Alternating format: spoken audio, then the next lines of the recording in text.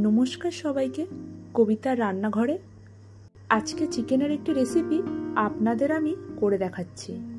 একঘেয়ে চিকেনের রেসিপি বাদ দিয়েই আপনারা খুব সহজে এই রেসিপিটি তৈরি করে নিতে পারেন, যা খেতে খুবই ভালো হয় এবং খুব কম সময়ের মধ্যেই তৈরি হয়ে যায়। তার জন্য এখানে প্রথমে একটু টক দই ফেটিয়ে রেখেছিলাম, সেটা নিচ্ছি।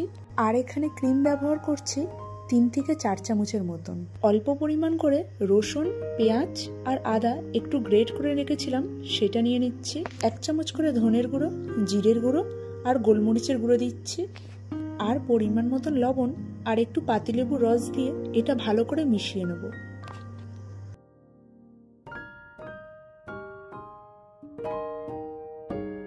এরপর চিকেন নিয়ে মশলাটার সাথে ভালো করে মিশিয়ে নিচ্ছি। চিকেনটা আপনারা ধোয়ার পরে ভালো করে একটু জলটা ঝারিয়ে নেবেন। মশলাটা ভালো করে মিশিয়ে নেওয়ার পরে এটা 15 থেকে 20 মিনিটের মতন চাপা দিয়ে রেখে দেবো। 20 মিনিট পরে চিকেনের পিসগুলো সব নিয়ে হাই ফ্লেমে 5 মিনিটের মতন একটু ভেজে নেব।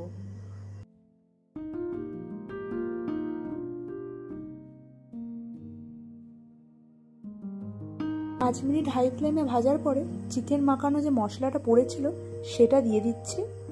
মশলাটা দেওয়ার পরে চাপা দিয়ে 25 মিনিটের মতন লো ফ্লেমে হবে।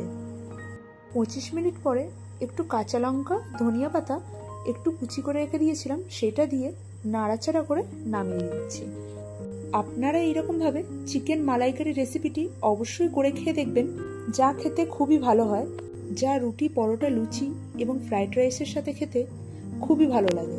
রেসিপিটি ভালো লাগলে লাইক, শেয়ার, কমেন্ট করবেন এবং নতুন নতুন রেসিপি দেখতে পাওয়ার জন্য অবশ্যই আমার ইউটিউবের চ্যানেলটিকে সাবস্ক্রাইব করবেন।